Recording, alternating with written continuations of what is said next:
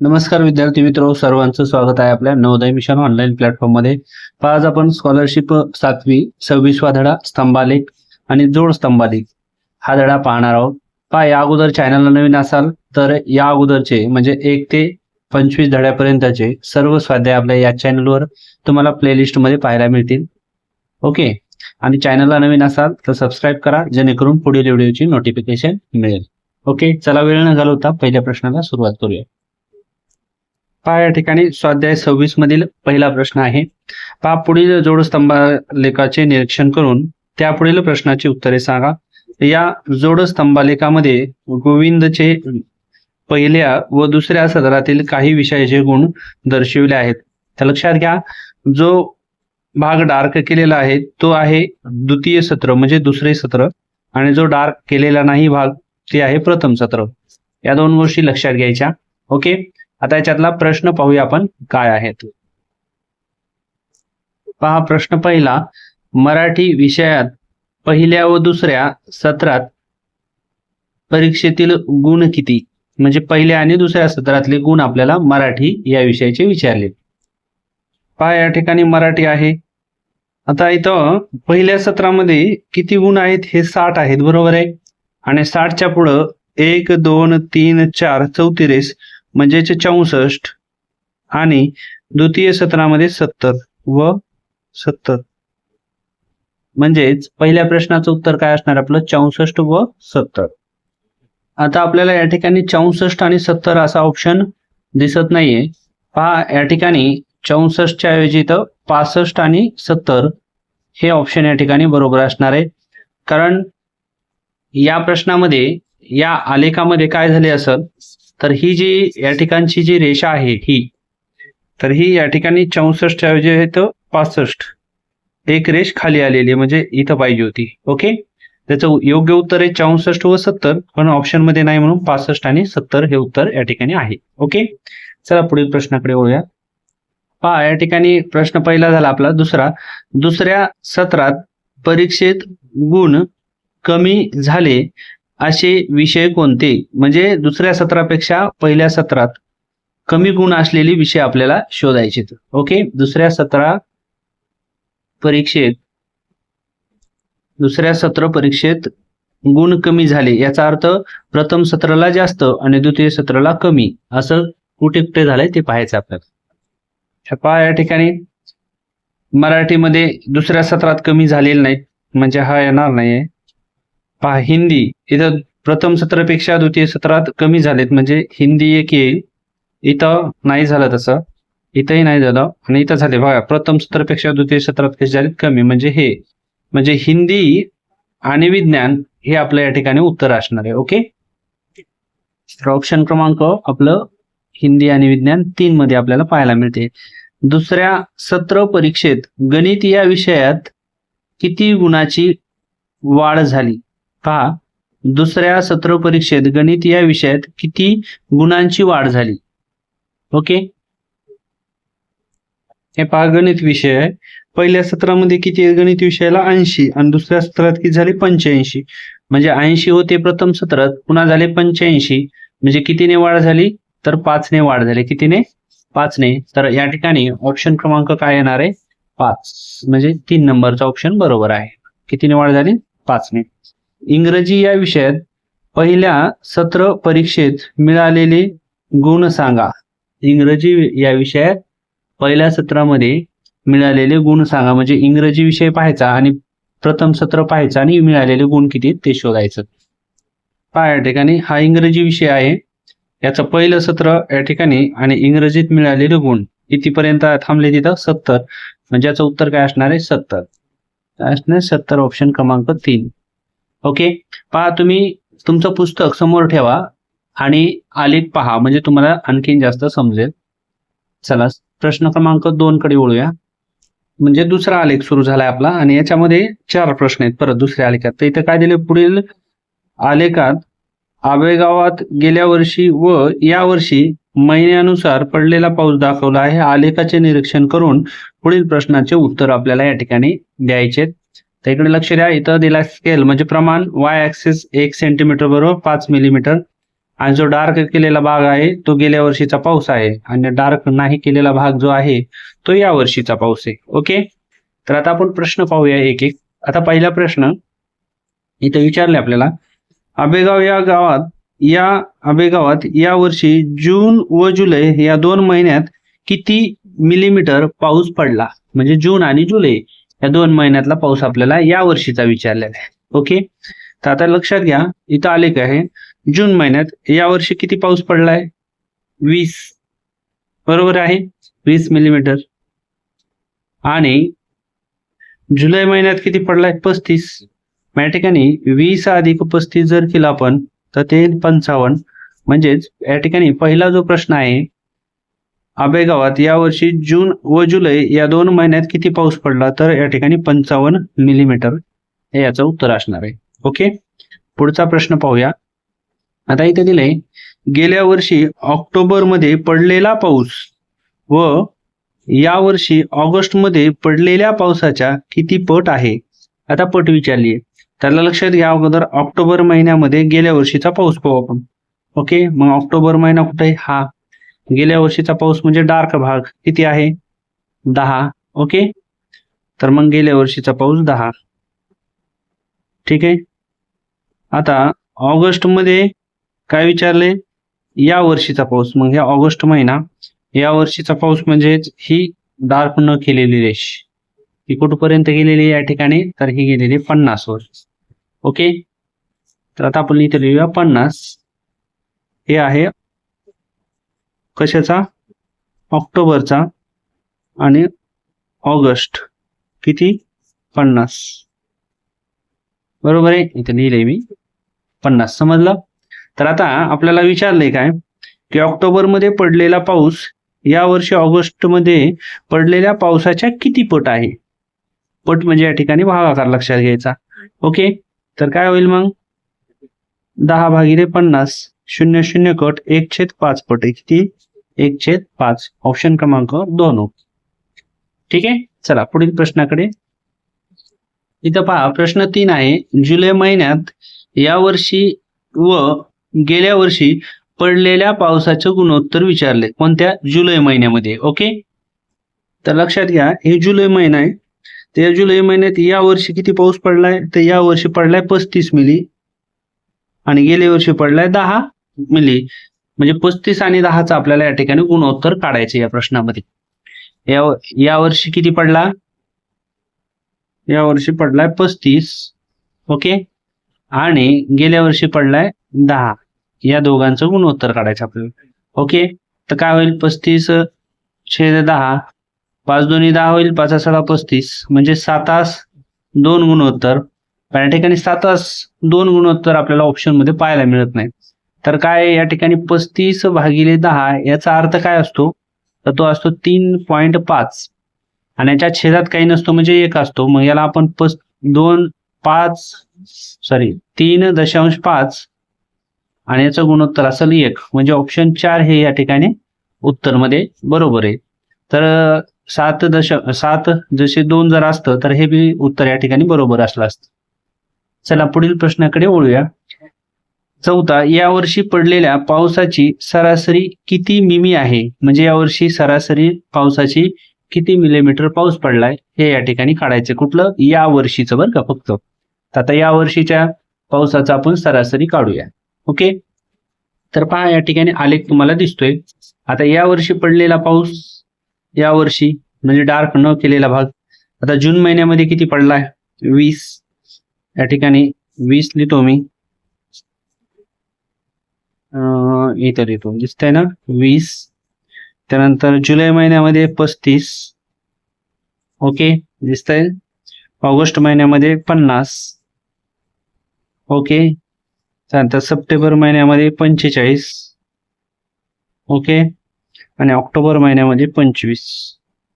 आणि या सर्वांची 1 2 3 4 5 महिने म्हणून याला 5 ने भागायचं. आता यांची करूया बेरीज. पाहता हे 25 आणि हे 45, म्हणजे या ठिकाणी 70 होतील. 70 आणि हे 50, हे 120 झाले, आणि हे 140, आणि हे 35, 140 175. तर या ज्या अंशामध्ये सर्व आहेत त्यांची बेरीज झाली 175 आणि याला भागिले किती येतं 5 येत. 5 एक 5, 5 त्रिक 15 होईल, 2 वरतील 5 5 25 होईल. म्हणजे यावर्षी जो पाऊस पडलेला आहे त्या पावसाचं सरासरी किती प्रमाण आहे तर 35. ऑप्शन क्रमांक 4 हे उत्तर या ठिकाणी बरोबर आहे. ओके, चला पुढील प्रश्नाकडे वळूया. तिसरा आलेख आहे चालू आपला. सुरेश व रमेश यांना सत्र परीक्षेत मराठी, इंग्रजी, विज्ञान, गणित या विषयामध्ये गुण सोबतच्या जोडस्तंभालेखात दाखवल्या आहेत. त्यावरून प्रश्नाची उत्तर आपल्याला द्यायचे. तर सुरेश म्हणजेच डार्क न केलेला भाग आहे आणि रमेश म्हणजेच डार्क केलेला भाग आहे. आपण इथं सुरेशचं यश लिहू, इथं रमेशचा आर लिहू. सुरेश यश, रमेश आर, यस आर लिहू, यस आर लिहून घेऊ. ओके, म्हणजे आपल्याला स्केल असा झाला तरी काही अडचण नाही. आता पहिला प्रश्न याचा पाहूया. दोघांच्या या 4 विषयामधील एकूण गुणामधील फरक काढायचा आहे. म्हणजे रमेशला एकूण गुण किती मिळाले आणि सुरेशला किती मिळाले या दोघांमधला फरक काढायचा आहे. तर आता अगोदर आपण काय करू, सुरेशचे गुण मोजू. मराठीतले किती झाले 70, इथे लिहितो मी 70 अधिक, त्यानंतर इंग्रजीला 80, त्यानंतर विज्ञानला 85, गणितला 80. ठीक आहे, 5, 8 1 8, 8 2 16, 8 1 24 आणि हे 7 31. किती गुण मिळाले तर 315 गुण. कोणाला मिळाले तर हे सुरेशला मिळाले. कोणाला? सुरेश. ठीक आहे, आता रमेशचे गुण या साईडला लिहिले तुम्ही. रमेशचे किती आहे तिथं मराठीला 50, त्यानंतर इंग्रजीला येतं 65. ओके, विज्ञानला आहेत 80 आणि गणितला आहेत 90. तर लक्षात घ्या हे 5. ओके, आता काय होईल, हे 9 आणि हे 8 17, 17 आणि हे 6 23 आणि हे 5 28.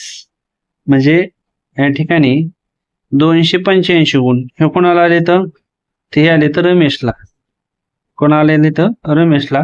हा दोघांचा फरक म्हणल्यावर काय करायचे इथं वजाबाकी. म्हणजे या ठिकाणी 315 वजा 285 जर केलं तर 0 11 मधून 8 गेले 3, या ठिकाणी 0. म्हणजे त्या ठिकाणी फरक आलेला आपला 30चा. म्हणजे या ठिकाणी ऑप्शन क्रमांक 3 हे उत्तर बरोबर आहे. ओके, रमेशला भाषा या विषयात एकूण किती गुण पडले. ओके, रमेशला भाषा विषयात किती गुण पडले. तर भाषा म्हणजे काय, आता या ठिकाणी भाषाविषयी कुणाला, रमेशला. आता पहा, मराठी भाषा याच्यामध्ये पडलेत 50 आणि इंग्रजीमध्ये पडलेत 65. म्हणजे 50 आणि 65, 50 अधिक 65 हे होईल 115. ऑप्शन क्रमांक 2 हे उत्तर बरोबर आहे. ओके, चला पुढचा प्रश्न. रमेश व सुरेश यांच्या मराठी विषयाच्या गुणाचे गुणोत्तर. रमेश आणि सुरेशच्या मराठी विषय. मराठीमध्ये आता सुरेशला किती येतं 70 आणि रमेशला येत 50. ओके, सुरेशला येतं 70 आणि रमेशला येत 50. ओके, आता रमेश व सुरेश यांच्या म्हणते म्हणजेच 50 आणि 70 0 0 कट 5/7 म्हणजेच 5/7 हे आपलं उत्तर असणार आहे ऑप्शन क्रमांक 4 मध्ये. ओके, पुढील प्रश्न आहे. सुरेश व रमेशच्या कोणत्या विषयाच्या गुणाचे गुणोत्तर 16-13 आहे. आता एक एक विषय बघूया. आता पहिला विषय इंग्रजीला. तर इंग्रजीमध्ये सुरेशला किती आहेत, सुरेशला आहेत या ठिकाणी पहा इंग्रजीत 80 आणि रमेशला आहेत 65. मग अगोदर इंग्रजीचं पाहिलं होतं आपण पहिल्या विषयाचं 80 आणि हे 65. तर आता यांची जर आपण काटाकाटी करून घेतली, दोघांनाही भाग जातो. इथं देऊया 5 1 5, उरला एक 5 त्रिक 15 होईल. 5 1 5, 3 उरतील 5 36, 5 16 जसे 13 म्हणजे पहिला जे ऑप्शन आहे त्याचं प्रमाणच या ठिकाणी 16 आले. पुढील ऑप्शन आपल्याला चेक करण्याची गरज पडलेली नाही. ओके, याचं उत्तर असेल ऑप्शन क्रमांक 1. चला पुढील प्रश्नाकडे वळूया. पहा आता प्रश्न म्हणजे 4था आलेख चालू आहे. तर 7वीच्या ABCD या तुकड्यातील मुले व मुली यांच्या पटसंख्या पुढील जोडस्तंभात दर्शवल्या आहेत. निरीक्षण करा आणि पुढील प्रश्नाची उत्तरे सोडवा. आता लक्षात घ्या, इयत्ता 7वीच्या 4ही तुकड्यात मिळून एकूण मुलांची विद्यार्थ्यांची संख्या किती? एकूण म्हणजेच मुलं आणि मुली दोन्ही पण. ओके, ए मध्ये पहा अगोदर आपण मुलं किती आहेत? 30 आहेत आणि मुलं 25 आहेत. हे पहा 25 आणि हे 30 दोघांची जर ऍडिशन केली तर हे झाले बघा 55. किती झाले? 55. ओके, बी मध्ये मुलं येतं 35 आणि मुली येतात 30. मग 30 आणि 35 किती झाले? 65. इथं सी मध्ये काय येतं? मुलं आहेत पहा 30 आणि मुली आहेत 40. म्हणजे 30 आणि 40 किती झाले? 70. डी मध्ये या ठिकाणी मुलं आहेत 30 आणि मुली आहेत 35. 30 आणि 35 झाले 65. ओके, आणि यांची करायची सगळ्याची बेरीज. 5 1 5 5 2 10 5 3 15 हातचा 1 आला. हे 6 आणि हे 6 12 आणि 5 आणि 1 6 6 1 6 6 2 12 7 8 6 4 24 आणि 25. म्हणजे या ठिकाणी सर्वांची जर बेरीज केली तर ती आली 255. ऑप्शन क्रमांक 1 मध्ये उत्तर पाहायला मिळते. पहा इथं प्रश्नामध्ये 4ही तुकड्यात मिळून एकूण मुलांची आणि विद्यार्थ्यांची म्हणजे विद्यार्थी म्हणजे मुलं आणि मुली दोन्ही पण या ठिकाणी असतात. ओके, चला आता प्रश्न 2 पाहू याच्यातला. बी तुकडीतील मुले व मुली यांच्या पटसंख्येचे गुणोत्तर. आता बी तुकडीमधील मुले किती आहेत? मग इथं 35. ओके, आणि मुली किती येतात? 30. आणि यांचं काय करायचंय? गुणोत्तर. म्हणजेच इथं पहा 5 7 35 होईल, 5 6 30 होईल. म्हणजेच काय आलं? 7 6. ऑप्शन क्रमांक 2 मध्ये उत्तर पाहायला मिळेल. ओके, त्याच्या पुढचा प्रश्न. आता बघा, बी व डी या तुकडीतील मुलांची एकूण संख्या. आता बी आणि डी, बी मध्ये मुलं किती येतं इथं? तर ह्या बी मध्ये पहा मुलं येतं 35 आणि डी मध्ये किती येतं? 30. म्हणजे बी आणि डी इथं मुलांची जी मुलींची विचारल्या ह्याची मुलींची. तर बी मध्ये मुली किती येतात? 30 आणि डी मध्ये मुली किती येतात? 35. मग 30 आणि 35. ओके, मग 30 आणि 35 म्हटलं तर 65 होतात. किती होतात? 65. मग आता बी आणि डी मध्ये काय झालं? 30 35 65 झाले. त्यानंतर तसेच ए व सी या तुकडीतील मुलींची संख्या. आता ए मध्ये मुली आहेत 25 आणि सी मध्ये आहेत 40. मग 25 आणि 40 या दोघीमध्ये 25 आणि 40 यांची पण बेरीज किती आली? 65. ओके, एकूण संख्या यांच्यातला फरक. आता बीडी मधील मुलींची जी तुकडीची संख्या आहे आणि एसी मधली मुलीची तुकडीची संख्या आहे, या दोघातला फरक 65 65 दोन्ही तुकड्यामधील मुलींची संख्या आली. म्हणजे फरक किती आला? 0. ऑप्शन क्रमांक 4. ओके, आता सी या तुकडीतील मुलांची संख्या. अगोदर सी या तुकडीतील मुलांची संख्या पाहूया आपण किती येतं. तर किती आहे? 30. ओके, इथं लिहितो मी 30. व डी या तुकडीतील मुलांच्या संख्येच्या किती पट आहे? आता डी मधील मुलांची संख्या किती आहे? 30च आहे. डी मध्ये पण किती आहे? 30च आहे. किती पट आहे असं विचारते. मुलांच्या संख्येच्या किती पट आहे? आता पट म्हणल्यावर या दोघांचं काय करायचं या ठिकाणी? 30 आणि 1 मिनिट, सी आणि सी मुलं 35 आणि डी मधले मुलं 30. मुलांची संख्या आणि डी मधील मुलांच्या संख्येच्या किती आहे? 30 30. म्हणजे या ठिकाणी 30 30 काय झालं? या ठिकाणी 1 झालं. काय झालं? 1. म्हणजे या ठिकाणी 1 पट हे उत्तर बरोबर आहे. ओके, चला पुढील प्रश्नाकडे वळूया. पहा आलेख क्रमांक 5 आहे. आता हे आलेख दिलेला आहे. इथं कमाल तापमान आणि किमान तापमानाचा आलेख आहे. यावरून प्रश्नाचे उत्तर आपल्याला शोधायचे. ओके, तुम्ही तुमच्या समोर आलेख ठेवायचा म्हणजे तुमच्या लक्षात येईल. आणखी पहा प्रश्न पहिला आहे. सोमवारच्या कमाल तापमानाचे किमान तापमानाशी गुणोत्तर. आधी कमाल नाव आहे, पुन्हा किमान आहे. मग आपण कमाल बघूया आणि पुन्हा किमान बघूया सोमवारचं. पहा आता सोमवार आहे, इथं कमाल किती आहे 40 आहे आणि किमान किती आहे 30 आहे. लिहून घेऊया. आता पहा कमाल किती आलं तर आपलं या ठिकाणी 40, मग इथं कमाल 40 लिहून घेतो आणि किमान किती आहे 30 आहे. दोघांचं गुणोत्तर लिहायचं आपल्याला. ओके, मग काय करायचं 40/30 0 0 कट 4/3 म्हणजे 4×3. ऑप्शन क्रमांक 1 हे उत्तर अगदी बरोबर आहे. ओके, चला पुढील प्रश्न. कोणत्या 2 दिवशी कमाल व किमान तापमानाची गुणोत्तरे समान आहेत? म्हणजे कोणत्या 2 दिवशी कमाल आणि किमान हे दोन्ही कसं पाहिजे, सारखं पाहिजे. तर पाहूया. आता आलेखात पहा, अगोदर काय विचारले, कमाल आणि पुन्हा किमान. म्हणजे या ठिकाणी पहा कमाल तापमान इथं किती आहे सोमवारी 40, तर किमान तापमान कुठं 40 आहे का, नाही. म्हणजेच या ठिकाणी सोमवार, तर या ठिकाणी उत्तर या ठिकाणी आपलं एक मिनिट, कमाल आणि किमान. तर सोमवार मध्ये नाही. आता कमाल इथं किती आहे 30, किमान 30 आहे का, या ठिकाणी आहे. पहा अगोदर कमाल म्हणजे अगोदर काय येणार मंगळवार आणि पुन्हा काय येणार आहे सोमवार. म्हणजे किमान तापमान या ठिकाणी 30 आहे आणि कमाल तापमान सोमवार मध्ये आहे. म्हणजे या ठिकाणी याचं उत्तर येणार आहे मंगळवार व सोमवार.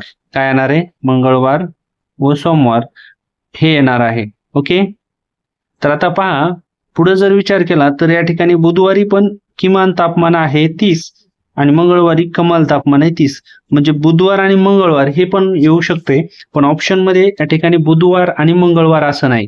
तर इथं ऑप्शन मध्ये मंगळवार बुधवार आहे, म्हणजे उलट आहे, म्हणजे हे नाही येणार. ऑप्शन क्रमांक 3 इथं बरोबर आहे. पुढे दिले 4 दिवसाच्या कमाल तापमानाची सरासरी विचारली आपल्याला. 4 दिवसाच्या कमाल तापमानाची सरासरी. आता 4 दिवशी कमाल तापमान आपल्याला घ्यायचं 4 दिवसाचं किती आहे. ओके, तर पहा इथं लक्षात घ्या, कमाल तापमान सोमवारी आहे 40, इथं लिहितो मी. मंगळवारी आहे 30, बुधवारी आहे 20 आणि गुरुवारी आहे 40. चला बेरीज जर केली 40 आणि 40 80 100 130 आलं.